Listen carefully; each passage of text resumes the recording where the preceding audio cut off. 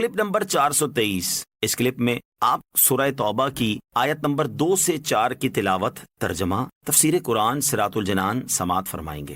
بسم اللہ الرحمن الرحیم۔ ترجمہ، اللہ کے نام سے شروع جو نہایت مہربان رحمت والا ہے۔ فسیحوا فی الارض 4 اشہر واعلموا انکم غیر معجز اللہ وان اللہ مخزی الکافرین۔ ترجمہ، تو اے مشرکو تم 4 مہینے تک زمین میں چلو پھرو اور جان لو کہ تم اللہ کو تھکا نہیں سکتے، اور یہ کہ اللہ کافروں کو ذلیل و رسوا کرنے والا ہے۔ فسیحوا فی الارض 4 اشہر، تو تم 4 مہینے تک زمین میں چلو پھرو۔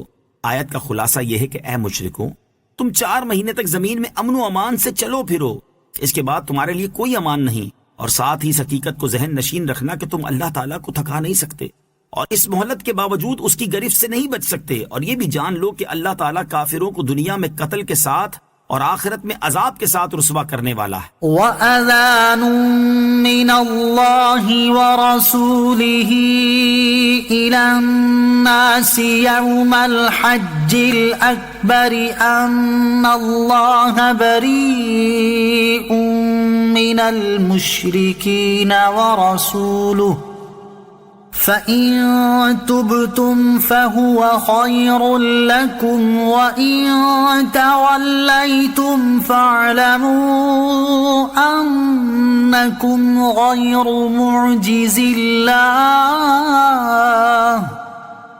وَبَشِّرِ الَّذِينَ كَفَرُوا بِعَذَابٍ أَلِيمٍ۔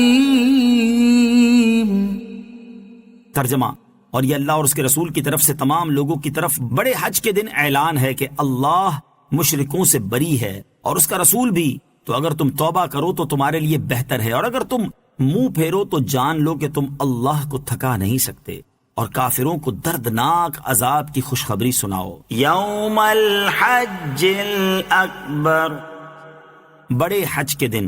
حضرت حسن رحمۃ اللہ تعالی اس آیت کی تفسیر میں فرماتے ہیں کہ جس سال حضرت ابوبکر صدیق رضی اللہ تعالیٰ عنہ نے حج کیا تھا تو اس میں مسلمان اور مشرکین سب جمع تھے، اس لیے اس حج کو حج اکبر فرمایا گیا۔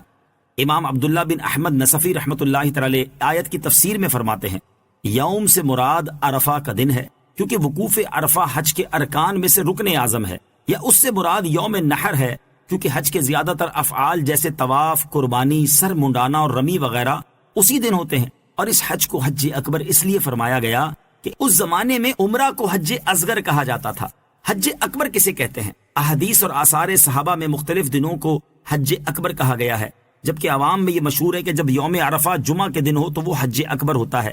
اس کے ثبوت میں اگرچہ کوئی صریح حدیث موجود نہیں، تاہم یہ کہنا غلط بھی نہیں، کیونکہ بکثرت روایات سے اس دن کا حج اکبر ہونا ثابت ہے، جبکہ ملا علی قاری رحمۃ اللہ تعالی علیہ نے اس دن کے حج اکبر ہونے کے ثبوت میں الحظ الاوفر فی الحج الاکبر کے نام سے ایک مستقل رسالہ بھی لکھا ہے۔ تفسیر کی کتابوں میں حج اکبر سے متعلق امام ابن سیرین رحمۃ اللہ تعالی سے ایک قول یہ بھی منقول ہے کہ حج اکبر وہ حج ہے کہ جو اس دن کے موافق ہو جس دن رسول اللہ صلی اللہ علیہ وسلم اور تمام اعراب نے حج کیا تھا۔ اس کے علاوہ امام ابن سیرین رحمۃ اللہ تعالی کا یہ قول تفسیر بغوی جلد 2 صفحہ 226، تفسیر قرطبی جلد 4 صفحہ 9، جز 8، البحر المحیط جلد 5 صفحہ 10 اور در منصور جلد 4 صفحہ 128 پر بھی مذکور ہے۔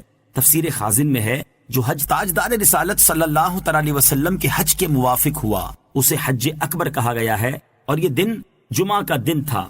إِلَّا الَّذِينَ عَاهَدتُّم مِّنَ الْمُشْرِكِينَ ثُمَّ لَمْ يَنقُصُوكُمْ شَيْئًا وَلَمْ يُظَاهِرُوا عَلَيْكُمْ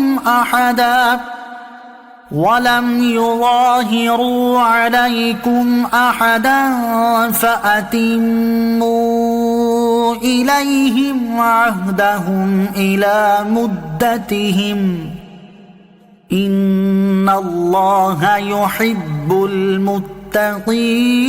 الْمُتَّقِينَ۔ ترجمہ، مگر وہ مشرکین جن سے تمہارا معاہدہ تھا پھر انہوں نے تمہارے معاہدے میں کوئی کمی نہیں کی اور تمہارے مقابلے میں کسی کی مدد نہیں کی، تو ان کا معاہدہ ان کی مقررہ مدت تک پورا کرو، بے شک اللہ پرہیزگاروں سے محبت فرماتا ہے۔ ثم لم ينقصوكم شيئا، پھر انہوں نے تمہارے معاہدے میں کوئی کمی نہیں کی۔ اس صورت کے شروع میں چونکہ یہ بیان کیا گیا تھا کہ آئندہ 4 ماہ تک کافروں سے معاہدے برقرار رہیں گے اور اس کے بعد ختم، اب یہاں فرمایا گیا کہ جن لوگوں کے ساتھ تمہارا معاہدہ ہے اور وہ معاہدے کے پابند ہیں اور انہوں نے معاہدے کو اس کی شرطوں کے ساتھ پورا کیا ہے، تو تم بھی ان سے معاہدہ پورا کرو، اور 4 مہینے پر معاہدہ ختم ہو جانے کا حکم ان کے لیے نہیں ہے۔ یہ لوگ بنی دمرہ تھے جو کنانا کا ایک قبیلہ ہے، اور ان کی مدت کے 9 مہینے باقی رہے تھے۔ صلو علی الحبیب صلی اللہ تعالی علی محمد صلی اللہ تعالی علیہ وسلم۔ مجھے اپنی اور ساری دنیا کی لوگوں کی اصلاح کی کوشش کرنی ہے انشاءاللہ عز و جل۔